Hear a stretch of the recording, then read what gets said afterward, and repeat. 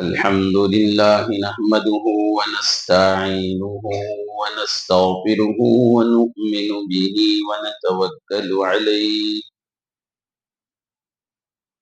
ونعوذ بالله من شرور أنفسنا ومن سيئات أعمالنا من يهده الله فلا مضل له ومن يضلله فلا هادي له ونشهد أن لا إله إلا الله وحده لا شريك له ونشهد أن سيدنا وسندنا وحبيبنا ونبينا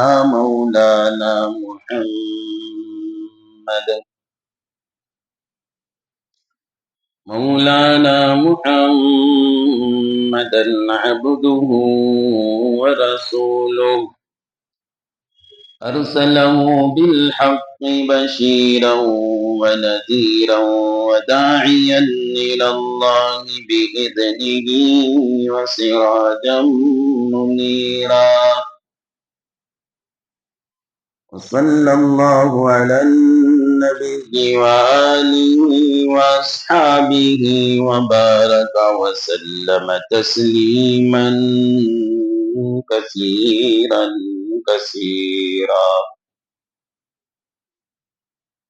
أما بعد فقد قال الله تبارك وتعالى في القرآن المجيد والفرقان الحميد أعوذ بالله من الشيطان الرجيم بسم الله الرحمن الرحيم لقد كان لكم في رسول الله أسوة حسنة لمن كان يرجو الله واليوم الآخر وذكر الله كثيرا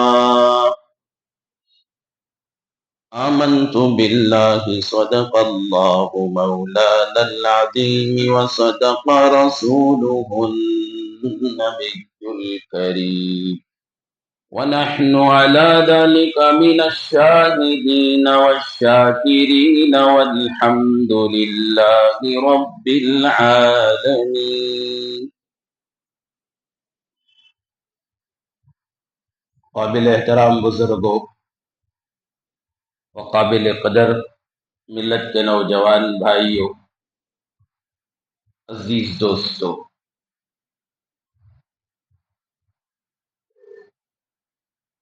خدائے رب العزت انسانوں کو پیدا کرنے کے بعد ان کی ہدایت، ان کی رہنمائی کے لیے پیغمبروں کو مبعوث فرمایا۔ یہ سلسلہ چلتا رہا یہاں تک کہ سرور دو عالم احمد مصطفیٰ محمد مجتبیٰ رحمت للعالمین محمد الرسول اللہ صلی اللہ علیہ وسلم کو اس دنیا میں مبعوث فرمایا اور دنیا والوں کے لیے یہ صاف صاف الفاظوں میں فرما دیا، اگر تم خدا کے پیارے ہونا چاہتے ہو، محبوب ہونا چاہتے ہو، تو تم اپنی زندگی ہمارے بھیجے ہوئے پیغمبر محمد رسول اللہ صلی اللہ علیہ وسلم کی زندگی کے مطابق اپنی زندگی بنا لو۔ لقد كان لكم في رسول الله اسوة حسنہ، تمہارے لیے تمہارے نبی کی زندگی میں بہترین نمونہ ہے۔ لیکن کس کے لیے نمونہ ہے؟ لمن كان يرجو الله واليوم الآخر وذكر الله كثيرا، اس شخص کے لیے ہے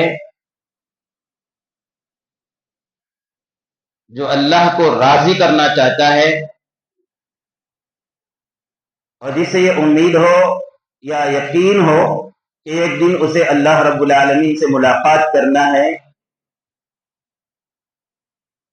اور اسے ایمان آخرت پر پکا ہو، اور کثرت سے اللہ کو اپنی زندگی میں یاد کرتا رہتا ہو، اس کے لیے نمونہ ہے۔ ورنہ محمد رسول اللہ صلی اللہ علیہ وسلم کے زندگی میں ہی ابو جہل تھا، ابو لہب تھا، عتبہ شیبہ تھے۔ رسول اللہ صلی اللہ علیہ وسلم کی زندگی کو رسول اللہ صلی اللہ علیہ وسلم کو زندگی کو اپنے لیے نمونہ نہیں مانا تھا، کیونکہ وہ اللہ کو راضی کرنا نہیں چاہتے تھے، ان کو آخرت پر ایمان نہیں تھا، اور اپنی زندگی میں اللہ کو یاد نہیں کرتے تھے۔ تو معلوم ہوا نمونہ انہی لوگوں کے لیے ہے جو اللہ کو راضی کرنا چاہتے ہیں۔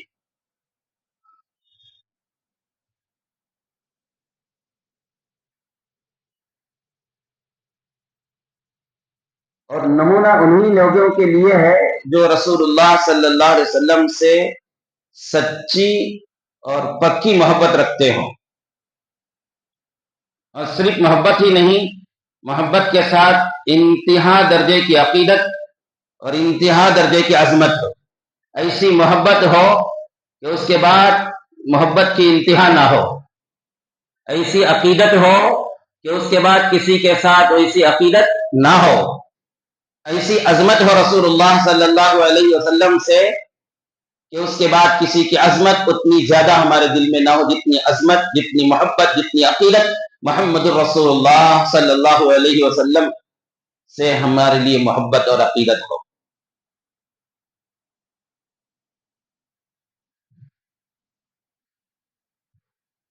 ورنہ زبان سے دعوے کرنے والے، عشق کا اظہار کرنے والے، محبت کا اظہار کرنے والے ہزاروں، لاکھوں، کروڑوں ملیں گے، لیکن ان کی زندگی میں رسول اللہ صلی اللہ علیہ وسلم کا ایک نمونہ بھی نظر نہیں آتا۔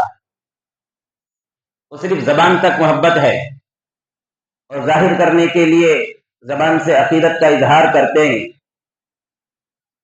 دلوں کے اندر وہ محبت ویسی نہیں ہوتی ہے جیسے ہونا چاہیے، عقیدت ویسی نہیں ہوتی ہے جیسے ہونی چاہیے۔ مختصر خلاصہ، ایسی محبت ہو کہ اس کے بعد کسی کے ساتھ ویسی محبت نہ ہو، اتنا زیادہ ہو۔ ایسی عقیدت ہو کہ اس کے بعد کسی کی عقیدت نہ ہو، اتنی زیادہ عقیدت محمد رسول اللہ سے ہو، انہی کے لیے نمونہ ہو سکتا ہے۔ اور وہی رسول اللہ کی زندگی کو نمونہ بنا کر اپنی جوانی، اپنی گھر کی زندگی، گھر کے باہر کی زندگی، اپنی تجارت کی زندگی، اپنی ملازمت کی زندگی، اپنے دوستانہ تعلق کی زندگی، سب کچھ رسول اللہ صلی اللہ علیہ وسلم کی زندگی کے مطابق بنا سکتا ہے۔ حضرات صحابہ کا بہت بڑا احسان ہوا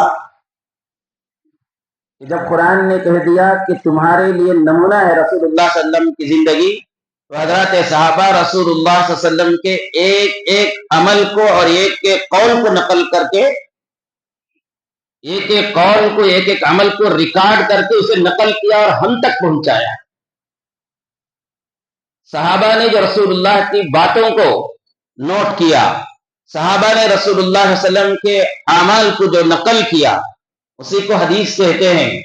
وہ حدیث آج ہمارے سامنے بخاری شریف کی شکل میں، مسلم شریف کی شکل میں، ترمذی شریف کی شکل میں، ابو داؤد، نسائی، موطا امام مالک، موطا امام محمد، ابن ماجہ، یہ موجود ہے۔ یہ حضرات صحابہ کا سارے امت پر احسان ہے۔ اور ایسا جذبہ تھا رسول اللہ صلی اللہ علیہ وسلم کی باتوں کو نقل کرنے کا کہ مکمل طریقے سے اسے دیکھتے کہ آپ کس طرح وضو فرماتے ہیں، وضو میں آپ ہاتھ کس طرح دھوتے ہیں، کلی کیسا کرتے ہیں، ناک میں کیسا پانی ڈالتے ہیں، چہرہ کیسا دھوتے ہیں، ہاتھ کیسے دھوتے ہیں، پیر کیسے دھوتے ہیں، مسح کیسا کرتے ہیں، نماز میں آپ کس طرح رکعت باندھتے ہیں، کس طرح کھڑے ہوتے ہیں، کس طرح تشہد میں بیٹھتے ہیں، آپ کا رکوع کیسا تھا، آپ کا سجدہ کیسا تھا، آپ कैसे चलते थे, कैसे फिरते थे, कैसे बैठते थे, कैसे खाते थे, कैसे बोलते थे। हंसने का मौका आता तो आप किस तरह हंसते थे, रोने का मौका आता तो आपके रोने का अंदाज कैसा था, बड़ों के साथ कैसे पेश आते थे, छोटों के साथ कैसे पेश आते थे, अपनों के साथ कैसे होते थे, गैरों के साथ कैसे होते थे। घर के अंदर की जिंदगी भी नोट की गई, घर के बाहर की जिंदगी भी नोट की गई। और सिर्फ नोट करने के हद तक नहीं था, सिर्फ नकल करने की हद तक नहीं था, बल्कि हजरत सहाबा का यह जज्बा था कि वो नोट किए हुए आमाल अपनी जिंदगी में किसी तरीके से आ जाए। वो रसूलुल्लाह का तरीका अपनी जिंदगी में लाने से, रसूलुल्लाह की सुन्नत अपनी जिंदगी में लाने से दोस्त नाराज, रिश्तेदार नाराज, बीवी नाराज, बाप नाराज, मां नाराज, पास बैठने वाले नाराज हैं, तो भी कोई फर्क नहीं पड़ता था। ये असल नोट करने की बात है। उनको इतना होता मेरा अल्लाह राजी है, मेरा रसूल राजी है, तो बस है। दुनिया और दुनिया के सारे लोग हमारे इस अमल से नाराज हो तो कुछ फर्क नहीं पड़ेगा। और जब तक ये जज्बा हमारे अंदर नहीं आएगा, कौन सा जज्बा, मेरे इस अमल करने से, मेरे इस सुन्नत को जिंदा करने से मेरा अल्लाह राजी है तो बस है, मेरा रसूल राजी है तो बस है, मुझे दुनिया वाले की कोई फिक्र नहीं, मेरे दोस्त क्या कहेंगे मुझे इसकी फिक्र नहीं, मेरे मुल्क वाले मुझे क्या कहेंगे मुझे उसकी फिक्र नहीं, दूसरे ममालिक वाले क्या कहेंगे, दूसरे मजहब वाले क्या कहेंगे, खुद मेरे साथ रहने वाले मेरे चेहरे को देखकर, मेरे लिबास को देखकर क्या कहेंगे, इसकी उसे फिक्र नहीं है। फिक्र है तो बस इतनी है कि मेरा अल्लाह क्या कहेगा, मेरा रसूल क्या कहेगा। जब तक ये जज्बा जिंदगी में नहीं होगा, हमारे दिलों के अंदर ये जज्बा नहीं होगा, एक सुन्नत पर भी अमल नहीं कर सकते।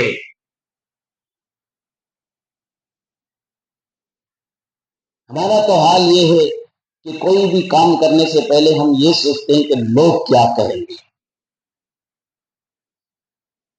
कोई भी तरीका अपनाने से पहले हमारा ख्याल होता है कि लोग क्या कहेंगे, लोग क्या कहेंगे ये सोचना चाहिए। कहां सोचना चाहिए, मामलात में गड़बड़ी करते वक्त, नाप तोल में कमी करते वक्त, झूठ बोलते वक्त, वादा खिलाफी करते वक्त सोचना चाहिए, अरे मैं इस तरह नाप तोल में कमी करके बोलो तो तोल कर नाप तोल में कमी करके दूंगा तो उसे बाद में मालूम हुआ तो उन्हें क्या सोचेगा, ये सोचने की बात है।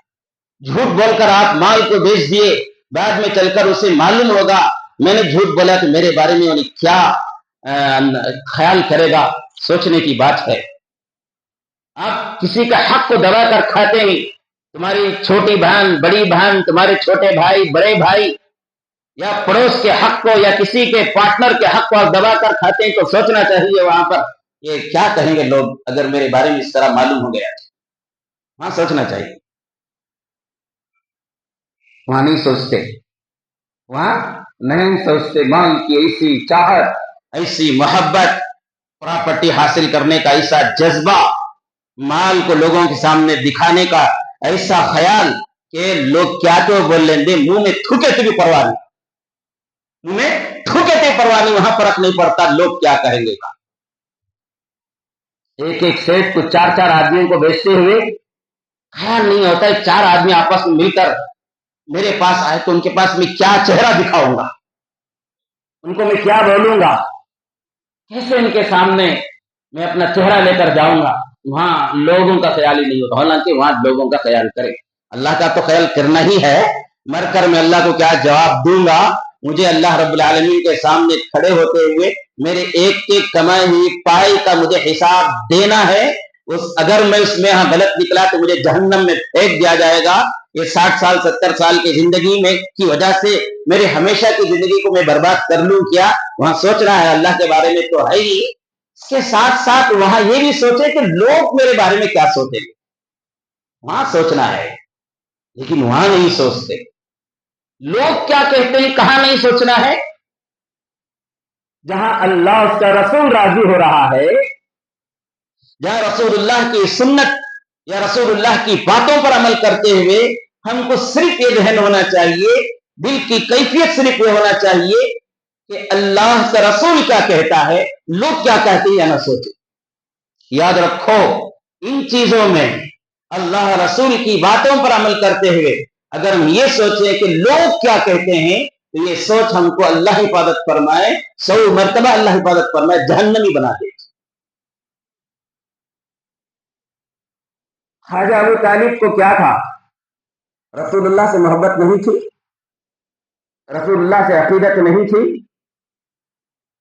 क्या रसूलुल्लाह सल्लल्लाहु अलैहि वसल्लम की उन्होंने मदद नहीं की? रसूलुल्लाह सल्लल्लाहु अलैहि वसल्लम पैदा हुए थे, क्या खुश नहीं हुए थे? मोहब्बत भी थी, अकीदत भी थी, और इतनी मोहब्बत थी कि सारे मुशरिकीन मक्का के मुकाबले में सीना तान कर खड़े हो गए, मेरे भतीजे पर कोई हाथ नहीं उठा सकता। पैदा हुए तो रसूलुल्लाह सल्लल्लाहु अलैहि वसल्लम यतीम पैदा हुए, ख्वाजा अब्दुल मुत्तलिब की परवरिश में रहे। उनके वफात के बाद सीधे सीधे रसूलुल्लाह सल्लल्लाहु अलैहि वसल्लम की तरबियत की जिम्मेदारी, परवरिश की जिम्मेदारी ख्वाजा अबू तालिब के पास आ गई। ख्वाजा अबू तालिब जो है लंबे अरसे तक आपकी परवरिश की, और रसूलुल्लाह सल्लल्लाहु अलैहि वसल्लम ने आपके एहसान का बदला चुकाया, आपके एहसान का बदला चुकाया। परवरिश जो आपने किए थे, कौन? रसूलुल्लाह सल्लल्लाहु अलैहि वसल्लम की परवरिश जो ख्वाजा अबू तालिब ने की, उसका एहसान का बदला चुकाया। सैयदना हज़रत अली रज़ियल्लाहु अन्हु के बारे में रसूलुल्लाह सल्लल्लाहु अलैहि वसल्लम और एक सहाबी रसूलुल्लाह सल्लल्लाहु अलैहि वसल्लम की खिदमत में अबू ख्वाजा अबू तालिब की खिदमत में गए और कहा कि आप कसीर आला अयाल वाले हैं, आपकी आमदनी कम है, खर्चा ज्यादा है, इसलिए रसूलुल्लाह सल्लल्लाहु अलैहि वसल्लम ने फरमाया, चचा जान मुझे अली को दे दो, मैं परवरिश कर लूंगा। और एक साहबी जाफर रज़ी अल्लाह अन्हु अपनी अपनी जिंदगी अपने परवरिश में ले लिया। ये भी नबी की सुन्नत है, गरीबों से बच्चों को लेकर अपनी जिंदगी में लेकर उनकी परवरिश करना, उनकी तरबियत करना। एक अरसे तक ख्वाजा अबू तालिब ने रसूलुल्लाह सल्लल्लाहु अलैहि वसल्लम की परवरिश की थी, तो रसूलुल्लाह सल्लल्लाहु अलैहि वसल्लम ने दुनिया ही में हजरत अली रज़ियल्लाहु अन्हु को बचपन ही में लेकर उनकी ऐसी परवरिश की, दुनिया में उसकी नजीर पेश करना मुश्किल है। इल्म के बारे में बाबुल इल्म कहा गया हजरत अली रज़ियल्लाहु अन्हु को। बहादुरी शुजाअत तो ऐसी, खैबर का दरवाजा अकेले उठा दिया, और अखलाक ऐसे कि रसूलुल्लाह सल्लल्लाहु अलैहि वसल्लम खुद अपनी बेटी को उनकी जिंदगी में दे दिया, उनके निकाह में दे दिया। बेटी को देना मामूली बात नहीं होती है, बेटी को किसी के हाथ में हाथ पकड़ा देना ये मामूली बात नहीं होती है। कैसे परवरिश की होगी रसूलुल्लाह सल्लल्लाहु अलैहि वसल्लम ने, और कैसे अखलाक हज़रत अली के पास आए होंगे कि जब अली ने निकाह का पैगाम भेजा था फौरन कबूल कर लिया। तो बहरहाल ये अलग उन्वान है, मैं वहां उस तरफ नहीं जाता। क्या ख्वाजा अबू तालिब को रसूलुल्लाह सल्लल्लाहु अलैहि वसल्लम से मोहब्बत नहीं थी, अकीदत नहीं थी? बहुत मोहब्बत थी, बहुत अकीदत थी, लेकिन उनको जन्नती होने से, मुमिन होने से कोई चीज रुकावट बनी तो वो कि लोग क्या कहेंगे। ख्वाजा अबू तालिब के वफात का वक्त था, रसूलुल्लाह सल्लल्लाहु अलैहि वसल्लम जिंदगी भर वक्तन फवक्तन ईमान की दावत देते ही थे। आखिरी वक्त में जब मर्ज मौत में थे, जिस तरह मर्ज पर थे, तो रसूलुल्लाह सल्लल्लाहु अलैहि वसल्लम ने फौरन उनके पास पहुंचा, अपनी आदत के मुताबिक, अपनी सुन्नत के मुताबिक ख्वाजा अबू तालिब के सामने ईमान की दावत दी। कहा, चाचा एक मरतबा आप कलीमा पढ़ लीजिए, एक मरतबा आप कलीमा पढ़ लीजिए, आखिरत का बेड़ा पार हो जाएगा। तो ख्वाजा अबू तालिब ने इधर उधर देखा, इधर अबू जहल बैठा है, इधर अबू लहब बैठा है, उधर उतबा बैठा है, उधर शैबा बैठा है। तो उन्होंने कहा, मोहम्मद, अगर मुझे इस बात का ख्याल ना होता कि लोग कहेंगे कि मौत के डर से अबू तालिब ने भतीजे के दीन को कबूल कर लिया, अगर ये मुझे खौफ ना होता लोगों के ताने का, तो मैं कलीमा पढ़कर तेरी आंखों को ठंडा कर देता। इसी हालत में वफात पा गए। कुरान शरीफ की आयत नाजिल हुई, इन्नका ला तहदी मन अहबब्ता। तो आप इस वाक़े से, मैं इस वाक़े से क्या लिया, क्या सबक लिए? कि हम अगर ये सोचें कि मेरा इस तरह का अमल मैं करूं तो लोग क्या कहेंगे, शादी इस तरह शादी सीधी करूं तो लोग क्या कहेंगे, इस तरह का लिबास पहनूं तो लोग क्या कहेंगे, इस तरह का चेहरा बनाऊं तो लोग क्या कहेंगे, इस तरह की पगड़ी पहनूं तो लोग क्या कहेंगे, ये अगर हम सोचते रहे तो कभी हम پکے مومن نہیں ہو سکتے اور سچے عاشق نہیں ہو سکتے، جنت کے مستحق نہیں ہو سکتے۔ ممکن ہے کہ یہ لوگ کیا کہنے کا سوچنے کا مزاج اللہ تعالیٰ حفاظت فرمائے کہ ہم کو ایمان سے باہر کر دے۔ اس لیے یہ دل کی کیفیت یہ ہونی چاہیے کہ میرا یہ عمل میرے اللہ کو پسند ہے، میرے رسول اللہ کو پسند ہے، میرے نبی کو پسند ہے، تو بس۔ حضرات صحابہ کے اندر یہ چیز دیکھ، آپ سے کیسی عقیدت صحابہ کو کیسی تھی، اس پر دو واقعے پیش کر دوں۔ حضرت عبداللہ بن مسعود رضی اللہ عنہ ایک صحابی رسول ہیں، بہت بڑے فقیہ ہیں، بہت بڑے محدث بھی ہیں، اور فقہ حنفی کا دار و مدار حضرت عبداللہ بن مسعود رضی اللہ عنہ کی روایتوں پر ہی ہے۔ آپ کے بارے میں لکھا ہے تاریخ کی کتابوں میں، رسول اللہ صلی اللہ علیہ وسلم نے سیرت کی کتابوں میں رسول اللہ صلی اللہ علیہ وسلم اسی طرح ایک مرتبہ مسجد میں خطبہ ارشاد فرمائے، تو کچھ لوگ جو ہے اندر بیٹھے ہوئے تھے، کچھ لوگ تو دروازے پر کھڑے تھے، کچھ لوگ حوض خانے کے پاس تھے۔ رسول اللہ صلی اللہ علیہ وسلم نے خطبے کے درمیان اپنا خطبہ روک کر ان لوگوں سے خطاب کر کے کہا کہ جو لوگ ادھر ادھر کھڑے ہیں، جو لوگ دروازے پر ہیں، وہ لوگ فوراً بیٹھ جائیں۔ یہاں بھی ایسا ہوتا ہے اور مساجد میں اس طرح ہوتا ہے کہ خطبہ چلتا رہتا ہے، لوگ وہاں کھڑ کر مینجمنٹ سنبھالتے رہتے ہیں۔ آپ کو ضرورت نہیں ہے اس کرنے کی، وہ اللہ کا گھر ہے، وہ خود بخود آ جائیں گے، بیٹھ جائیں گے، آپ اپنا کام کیجئے۔ خصوصاً عربی خطبہ جب شروع ہوتا ہے، عربی خطبہ، خیر اردو خطبے کے درمیان آپ سنبھال لیتے ہیں تو سنبھال لیجیے، عربی خطبہ جب شروع ہوتا ہے، جو رسول اللہ صلی اللہ علیہ وسلم کے زمانے میں وہی خطبہ ہوا کرتا تھا، جب منبر پر عربی خطبہ ہوتا ہے تو اس وقت اتنی پابندی ہے کہ آپ نفل نماز نہیں پڑھ سکتے۔ نماز سے بڑھ کر کوئی چیز ہے کیا؟ کوئی نفل نماز آپ نہیں پڑھ سکتے۔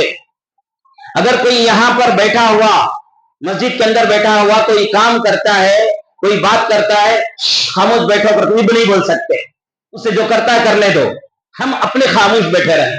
جیسے نماز میں کوئی کام نہیں کرنا ہے، کسی قسم کی بات نہیں کرنا ہے، اس طرح خود عربی خطبے کے درمیان بھی آپ خاموش بیٹھنا ہے۔ ہم دیکھتے ہیں عربی خطبہ چلتا رہتا ہے، پیچھے سے چیٹیاں بھیجتے ہیں، وہ پیچھے سے انہیں اسے دیا، انہیں اسے دیا، انہیں اسے دیا، پھر یہاں آنے کے بعد اسے رکھا جاتا ہے۔ جتنے چیٹیاں دینا ہے دعائے مغفرت کی یا صحت کی، وہ جو ہے نماز سے پہلے لا کر رکھ دو۔ آپ لا کر دے کر دوسرے لوگوں کے عمل میں خرابی کیوں پیدا کرتے ہیں؟ اور وہ بیچارے نہیں جانتے۔ آج سے سن لو اچھی طرح سے، عربی خطبہ شروع ہو گیا تو ایک دم سائلنٹ بیٹھ جاؤ، خطبہ جو دیتا ہے اس کو دیکھتے رہو بس۔ نماز پڑھنے کی اجازت نہیں ہے، بلند آواز سے ذکر کرنے کی اجازت نہیں ہے، حتیٰ کہ خطبہ دیتا ہوا دعائے کلمہ اگر امام پڑھتا ہے تو اس وقت بلند آواز سے آمین بھی نہیں کہنا چاہیے، دل ہی دل میں کہہ لے تو ٹھیک ہے۔ خطبہ کے درمیان جو درود شریف پڑھا جاتا ہے، ان اللہ ملائکتہ کی آیت جو پڑھی جاتی ہے، اس وقت بھی زور سے درود شریف پڑھنے کی اجازت نہیں ہے۔ تو آپ دوسروں کو وہاں پر ادھر جاؤ ادھر جاؤ، اوپر جگہ خالی ہے، نیچے جگہ خالی ہے، یہاں بیٹھو، آپ کو ضرورت نہیں ہے بولنے کی، جتنا بولنا ہے وہ دعا خطبہ ہونے سے پہلے آپ کر لیجیے۔ تو بہرحال رسول اللہ صلی اللہ علیہ وسلم کے زمانے میں بھی اس طرح بعض لوگ وہاں پر کھڑے ہوئے تھے، تو رسول اللہ صلی اللہ علیہ وسلم نے زور سے آواز دے کر کہا کہ جو لوگ کھڑے ہیں بیٹھ جاؤ، جو لوگ کھڑے ہیں بیٹھ جاؤ۔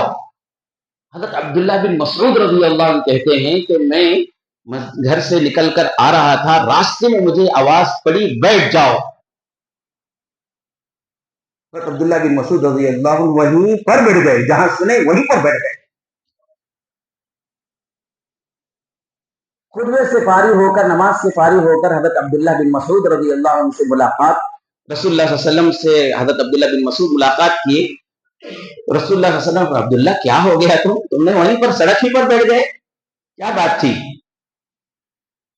حضرت عبداللہ بن مسعود رضی اللہ عنہ نے تاریخی جملہ فرمایا، اے رسول اللہ آپ کی آواز میرے کانوں میں پڑی بیٹھ جاؤ، تو عبداللہ کو ہمت نہیں تھی قدم اٹھانے کی، آگے بڑھنے۔ مجھے خوف ہوا کہ آپ کے بیٹھنے کا حکم سننے کے بعد میں اور ایک قدم آگے بڑھا اور موت کا فرشتہ مجھے روح قبض کر لے اور میں رسول اللہ کی بات پر عمل کرنے سے رہ جاؤں. اس لیے میں وہیں پر بیٹھ گیا. تو رسول اللہ صلی اللہ علیہ وسلم نے ان کو سمجھایا. یہ عقیدت تھی, یہ محبت تھی, یہ عظمت تھی. ایسی عظمت, ایسی عقیدت, ایسی عظمت ہوتے ہی رسول اللہ کی باتوں پر ہم عمل کر سکتے ہیں اور نمونہ بنا سکتے ہیں آپ کی زندگی کو ہماری زندگی کے لیے. حذیفہ بن یمان رضی اللہ عنہ ایک صحابی رسول ہیں, رازدار صحابی تھے رسول اللہ صلی اللہ علیہ وسلم, اور اتنا بڑا مقام تھا صحابہ نے ان کو. رسول اللہ صلی اللہ علیہ وسلم نے مدینے میں کون کون منافق ہیں رسول اللہ صلی اللہ علیہ وسلم نے ان کو بیان کر دیا تھا, ورنہ رسول اللہ صلی اللہ علیہ وسلم کسی کو بیان نہیں کیے تھے. مسجد میں, آپ کے مدرسے صفہ میں, آپ کے دوسرے مساجد میں منافق بھی آتے تھے, کبھی آپ کو ستایا بھی کرتے تھے. رسول اللہ صلی اللہ علیہ وسلم کو معلوم تھا یہ منافق ہے, یہ منافق ہے, یہ منافق ہے, لیکن کبھی نام ظاہر نہیں کیے تھے اس امید سے کہ ممکن ہے آج نہیں تو کل ہماری بات اس کے دل پر اثر کر دیں. اگر اس کے نفاق کو میں وپن بیان کر دوں تو لوگوں کے سامنے اس کی فضیحت ہوگی. میری مجلس میں آتا ہے, آنے دو, ہو سکتا ہے اس پر عمل کی کبھی توفیق ہو جائے. لیکن ہوشیاری کے لیے, چوکنا رہنے کے لیے کسی کو بتانا ہی تھا. تو حذیفہ بن یمان رضی اللہ عنہ, اتنے صحابہ میں حضرت حذیفہ بن یمان کو یہ فہرست دے دی تھی, فلاں فلاں فلاں فلاں منافق ہے. حضرت عمر فاروق رضی اللہ عنہ کے زمانے میں جب آپ امیر المؤمنین تھے, حذیفہ بن یمان جب مجلس میں آئے تو عمر کا حال دیکھیے. جن کے خیالات, جن کے رائے کے مطابق قرآن نازل ہوا, اور ایک جگہ قرآن میں رسول اللہ صلی اللہ علیہ وسلم کے واسطے سے حضرت عمر کو سلام سنایا گیا, اور نبی صلی اللہ علیہ وسلم نے آپ کے بارے میں کہا کہ میرے بعد کوئی نبی ہوگا تو عمر نبی ہوگا. اتنا بڑا مقام. لیکن ایک مرتبہ حذیفہ کا ہاتھ پکڑ کر پوچھتے ہیں, حذیفہ ذرا بتا دو جو فہرست منافقین کی تھی کہیں اس میں میرا نام تو نہیں ہے, کہیں میرا نام تو نہیں ہے. تو وہ بڑا مقام تھا حضرت حذیفہ بن یمان رضی اللہ عنہ کا. ایک مرتبہ کسرا کے بادشاہ کو محسوس ہوا کہ مسلمانوں کی طاقت بہت بڑھ گئی ہے, اب ان سے جنگ کرنا, ان مدینے والوں سے جنگ کرنا, مقابلہ کرنا تو مشکل ہے. کسرا اس وقت ایران کا بادشاہ کو کہا جاتا تھا, اور ایران اس وقت یہود و نصارہ کے قبضے میں تھا, اور سپر پاور ملک کہا جاتا تھا. وہاں کی تہذیب کو تہذیب سمجھی جاتی, وہاں کے ثقافت کو ثقافت سمجھا جاتا تھا, وہاں کے طریقے کو لوگ اپنانے کو فیشن سمجھتے تھے. جیسا کہ آج بھی کچھ دنیا میں ممالک بن گئے ہیں, کچھ قومیں ایسی بن گئی ہیں جن کا نقل کیا جاتا ہے. غیر کرے تو پرواہ نہیں, غیر کرے تو پرواہ نہیں. ان کے لیے کوئی آسمانی کتاب نہیں, ان کے لیے کوئی نبی نازل نہیں ہوا. ہمارے لیے تو آسمانی کتاب ہمارے پاس موجود ہے, اور رسول اللہ کا نمونہ, رسول اللہ کی سنت, آپ کے احادیث ہمارے سامنے موجود ہیں. اس کے باوجود ایک مسلمان ہوتے ہوئے مسلمان اپنا چہرہ, اپنا لباس, اپنا طور و طریقہ, اپنی زندگی گزارنے کا طریقہ یہود و نصارہ جیسے اور فلموں میں ناچنے والے جیسا بنائے تو کتنی شرم کی بات ہے. بہرحال کسرا کو جب محسوس ہوا کہ مدینے والوں کی طاقت بہت بڑھ گئی ہے, اب ان سے مقابلہ مشکل ہے, جنگ مشکل ہے, تو مذاکرہ کرنا چاہیے. مذاکرات کریں گے, صلح کریں گے. مذاکرے کے لیے طلب کیا گیا تو مسلمانوں کی طرف سے حضرت حذیفہ بن یمان اور عامر بن ربی رضی اللہ عنہ, دو صحابی ایران آتے ہیں. شاہی محل سے پہلے گیٹ میں دربان ان کو روکتا ہے, کیونکہ دور سے آئے تھے, ممکن ہے لباس میں کچھ دھول وغیرہ پڑ کر میلا ہو گیا. اس زمانے کا سفر فلائٹ کا, ٹرینوں کا نہیں ہوتا تھا, گھوڑوں میں, اونٹوں میں یا پیدل ہوتے تھے. یہ لوگ اونٹوں میں آئے تھے, دور سے آئے تھے مدینے سے ایران کو, ممکن ہے کچھ میلا کچیلا ہو گیا ہوگا. دربان نے روک کر کہا کہ شاہی محل میں جانے کے کچھ آداب ہیں, شاہی محل میں जाने के कुछ आदाब हैं, उसकी रियायत किया जाए। कहा कि क्या आदब है? कहा कि पहले आपका ये जो लिबास है ना, जुब्बा, पैजामा, पगड़ी, इसे निकालना होगा, शाही लिबास आप पहनना होगा। हमें से बहुत से लोग ऐसे हैं जो अंग्रेजों की मजलिस में जाते हैं, काफिरों की मजलिस में जाते हैं, या उनके मुताबिक तरक्की याफ्ता लोगों के मजलिस में जाते हैं, तो जुब्बा पहनने वाला है तो पहले से उन्हें निकाल कर उनके मुताबिक कोट पहनकर टाई लगाकर चले जाता है, उनकी बोलने की जरूरत ही नहीं पड़ती है। ये एहसास कमतरी है, अपनी तहजीब पर हमें शान नहीं है, हमारी जबान पर हमें शान नहीं है, एतमाद नहीं है, हमारी अजमत खुद हमारे पास नहीं है, तो दूसरी कौम हमारे हमको कैसे अजमत की नजर से देखेगी, कैसे हमारी जबान सीखेगी, कैसे हमारा तरीका अपनाए। ये दो सहाबा के तरीके को देखो, जब उनके पास लाकर वो लिबास दिया गया तो पूछा गया क्या शाही दरबार में जाने के लिए ये लिबास पहनना जरूरी है और इसे निकालना जरूरी है? कहा कि हाँ जरूरी है। उन्होंने कहा कि ये लिबास तुम्हारे लिए सलामत है, बादशाह के पास मुज़ाकरत नहीं करें। इससे पहले इस तरह का जवाब वो दरबान सुना नहीं था।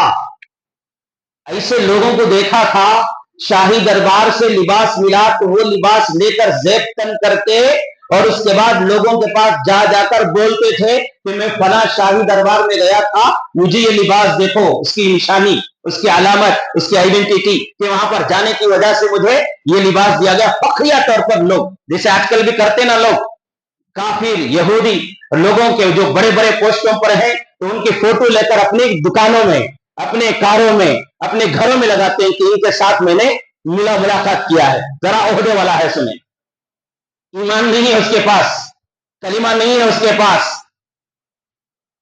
थोड़ा वक्त पर पावर है, उसकी वजह से हम इतने गिर जाते हैं उसके सामने जाकर, एक फोटो, एक तस्वीर उसकी लेकर आज तक तो स्टेटस में रखना शुरू कर लिया, लोगों को दिखाने के लिए मैं फलां से मुलाकात किया, और उसके बाद उसे फिल्म बनाकर घरों में लगाते हैं। शर्म की बात है, ये एहसास कमतरी की बात है।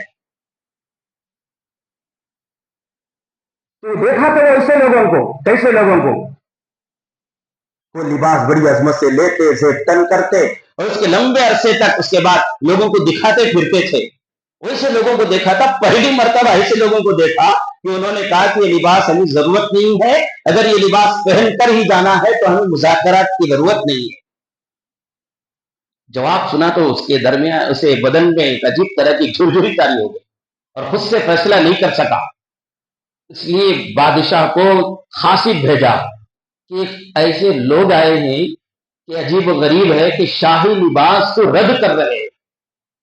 तो खासिब लेकर वो पैगाम पहुंचा, इतने में आमिर बिन रबी रज़ी अल्लाह अन्हु हज़रत हुज़ैफा के साथ थे, उनको देखता है कि वो अपनी तलवार, हजरत सहाबा जो है अपने साथ सफर में जाते तो तलवार रखा करते थे अपनी हिफाजत के लिए, रास्ते में पता नहीं क्या हालत पेश आ जाए। तो जमाने में इस तरह के लाइसेंस, इस तरह के पहले से इजाजत लेना वगैरह के कवानीन नहीं थे। आज कुछ कवानीन है, आप उस कवानीन पर अमल कीजिए। बहरहाल तलवार के धारी को दुरुस्त फरमा रहे थे, कुछ नोक उसकी टूटी हुई थी, तो आमिर बिन रबी रज़ी अल्लाह अन्हु को देखकर वो दरबान ने अजराह इस्तिहज़ा, मजाक करते हुए कहा, क्या तुम इस टूटी हुई तलवार से ईरान को फतह करोगे? आमिर बिन रबी रज़ी अल्लाह अन्हु ने कहा कि तुमने तलवार को तो देखा, तलवार चलाने वाले बाजू को नहीं देखा। इसने कहा आप बता दो बाजू भी कैसा है, देख लेते हैं। कहा कि बाजू इस तरह नहीं दिखाया जा सकता, तुम कोई ढाल लेकर खड़े हो जाओ, उसके बाद मैं वार करता हूं, तब देखना मेरे बाजू और मेरे बाजू की ताकत। उस जमाने में जो ढाल बहुत मजबूत समझी जाती थी, और मजबूत ढाल लेकर एक आदमी खड़ा होता है, हज़रत हुज़ैफा बिन यमान रज़ियल्लाहु अन्हु पूरी ईमानी कुव्वत के साथ, पूरी अकीदत के साथ, पूरी मोहब्बत के साथ उस पर एक जोरदार वार करते ही वो टुकड़े टुकड़े हो जाते। और ये हाल देखकर परेशान था, इतने में खासिब वहां से आया ताकि उनको इसी तरह अंदर आने की इजाजत मिल गई है। हम जब अपनी बात मनवाने पर आते हैं, दुनिया मानती है, शर्त यह है कि हमारे अंदर भी कुछ सलाहियतें हों, ہمارے اندر بھی ہمارے طریقے تہذیب کی کیا ہو، عظمت ہو، ہم خود پہلے سے ہار کر بیٹھ جائیں، شکستہ قوم کی طرح ہم ہو جائیں، تو پھر ہم کو کوئی تیار نہیں ہوگا کھڑانے کے لیے اپنے سامنے۔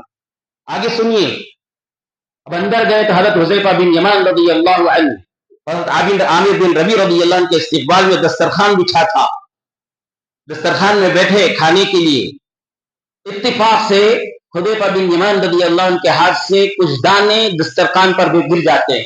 رسول اللہ صلی اللہ علیہ وسلم کی تعلیم ہے، مسلم شریف میں یہ روایت موجود ہے، حضرت جابر رضی اللہ عنہ روایت کرتے ہیں کہ رسول اللہ صلی اللہ علیہ وسلم نے فرمایا، اگر کھانے کا دانہ یا کچھ حصہ ہاتھ سے چھٹ کر یہ ہماری پلیٹ سے دسترخوان پر گر جاتا ہے تو اسے ضائع ہونے نہ دو، پہلے گرائے بغیر کھانا چاہیے سلیقے کے ساتھ۔ اگر اتفاق سے گر گیا تو وہ دانے کو اٹھا لو، صاف کر کے کھانے کے لائق ہے تو کھا لو، اگر کھانے کے لائق نہیں ہے تو اسے وہی جگہ پھینکو مت، بلکہ کسی ایسی جگہ پر رکھ دو کہ انسان نہیں تو کوئی چڑیا کوئی جانور کھا لے۔ پھر آپ نے فرمایا، معلوم نہیں کون سے دانے میں اللہ رب العالمین نے برکت رکھی ہے۔ پھر آپ نے فرمایا، شیطان کا طریقہ ہی یہ ہوتا ہے کہ برکت والے دانے کو کھانے والے کے منہ سے چھڑا کر زمین میں گرا دیتا ہے تاکہ برکت سے محروم ہو جائیں۔ اور بزرگوں نے اپنے تجربے سے یہ بتایا ہے، یہ حدیث کی بات نہیں ہے، میں وہ آپ کو بتا دوں، تجربے سے بتایا ہے، جو آدمی دسترخوان پر گرے ہوئے کھانے کو صاف کر کے کھانے کے لائق ہے کھا لیتا ہے تو اللہ تعالیٰ اس کی کھوک سے صالح اولاد پیدا فرماتے، نیک اولاد پیدا فرماتے۔ تو وہ کتنا آسان عمل ہے، لیکن ہمارے سلسلے میں کتنی غفلتیں ہوتی ہیں، کتنی لاپرواہی ہوتی ہے کہ ہم کھاتے ہیں دسترخوان پر کھانا گر جاتا ہے، کوئی پرواہی نہیں ہوتی۔ شادیوں میں وہ دعوتوں کا تو چھوڑیے، پوچھیے مت، اچھے اچھے گوشت کے ڈلیاں اٹھا کر پھینک دیا جاتا ہے، اور اس طرح پھینکا جاتا ہے کہ انسان جانور بھی کھانے کے لائق نہیں ہوتا۔ اللہ حفاظت فرمائے۔ پھر شادی میں برکت آ جائے، نکاح کے بعد کی زندگی میں برکت آ جائے تو کیسے آئے گی بھائی؟ آج سے طے کر لیجئے، یہ اپنا طریقہ بنا لیجئے، ہمارے دسترخوان پر بچھے ہوئے میں کہیں کوئی لقمہ لگ جاتا گر جاتا ہے تو آپ اسے اٹھا کر صاف کر کے کھانے کے لائق ہے تو کھا لیجئے۔ انشاءاللہ اللہ تعالیٰ زندگی میں برکت عطا کریں گے، رزق میں برکت عطا کریں گے، صالح اولاد بھی عطا کریں گے۔ زندگی میں رزق میں برکت بھی بہت ضروری ہے، صالح اولاد بھی بہت ضروری ہے۔ جس کی زندگی میں رزق میں برکت نہیں، پوچھ لو اسے وہ کتنا پریشان ہے، اور جسے اولاد ہو، اولاد صالح نہ ہو تو کتنا پریشان ہو، اسے پوچھ لیجیے۔ سب کچھ ہونے کے باوجود اگر اولاد صالح نہیں تو اس کا سارا خود سب کچھ گم ہو گیا جیسا اسے محسوس ہوتا ہے۔ تو بہرحال رسول اللہ صلی اللہ علیہ وسلم کی تعلیم مسلم شریف میں نقل کیا گیا ہے کہ آپ نے تعلیم دی کہ لقمہ اگر گر جائے تو اسے صاف کر کے کھا لیں۔ حضرت حذیفہ بن یمان رضی اللہ عنہ کی یہ بات یاد آئی، حذیفہ بن یمان رضی اللہ عنہ کی بات یاد آئی تو فوراً آپ نے اس گرے ہوئے لقمے کو اٹھا کر کھانا چاہا تو پاس میں بیٹھا ہوا ایک قاصد نے کہا کہ حذیفہ پتہ ہے تم کو کہاں ہو؟ کسرا کے دسترخوان پر ہیں۔ یہاں کی تہذیب یہ ہے کہ ایک دانہ دو دانہ تو دور کی بات ہے، پورا ڈیکشا بھی گر جائے تو اٹھا کر نہیں کھایا جاتا، یہاں کی تہذیب کے خلاف ہے۔ آپ ایسا کر رہے ہیں، آپ کی وقات ان کے دل میں کیا ہوگی، اور آپ کی عظمت ان کے دل میں کیا ہوگی، آپ کو تو فقیر سمجھا جائے گا۔ سمجھانے والے سے بہت سے ہوتے ہی۔ دیکھو حضرت حذیفہ کا اعتماد، وہ اعتماد ہم کو ہونا چاہیے ہمارے مذہب پر، رسول اللہ کی تعلیم پر۔ حذیفہ نے یہ نہیں سوچا کہ لوگ کیا کہیں گے، پاس میں بیٹھے ہوئے لوگ کیا کہیں گے، نہیں سوچا، بلکہ فرمایا اَأَتْرُكُ سُنَّةَ حَبِيبِ لِهَٰؤُلَاءِ الْحُمَقَاءِ، کیا میرے نبی کی سنت کو، میرے نبی کی تعلیم کو ان بیوقوفوں کی طرف سے میں چھوڑ دوں؟ آپ نے اٹھا کر کھائے۔ اس کے بعد دسترخوان سے فارغ ہونے کے بعد کسرا بادشاہ کے دربار میں پہنچے۔ وہ کسرا بادشاہ کا طریقہ یہ تھا، کسرا بادشاہ کا طریقہ یہ تھا کہ وہ خود بیٹھتا تھا اور جتنے درباری ہوتے تھے سب کھڑے ہوتے تھے۔ میٹنگ بھی ہوتی تو میٹنگ میں بھی ایسا ہی ہوتا تھا کہ وہ صرف بیٹھتا تھا اور سارے لوگ کھڑے رہتے تھے۔ आमिर बिन रबी रज़ी अल्लाह ने कहा कि हमारे नबी की तालीम है, हमारी पैगंबर की तालीम है कि कोई आदमी खड़ा रहे तो उसके सामने बैठा रहे तो दूसरे दरबारी उसके सामने खड़े हैं तो रसूलुल्लाह सल्लल्लाहु अलैहि वसल्लम उसे पसंद नहीं फरमाते थे, मना फरमाते थे।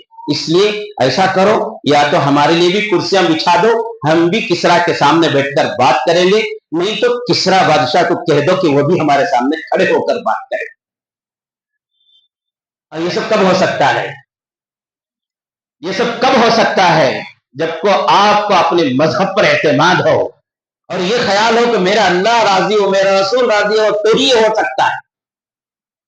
तो उन्होंने देखा कि ये लोग शुरू अव्वल वक्त से हमारी बात मानने के लिए तैयार नहीं है, तो आपका इस्तेहजा करने के लिए, सहाबा का इस्तेहजा करने के लिए बादशाह ने हुक्म दिया, ये टोकरी मट्टी उठाकर उनके सर पर रखकर भगा दो यहां से, वो बात करने के लायक नहीं, दरबार की तौहीन कर रहे।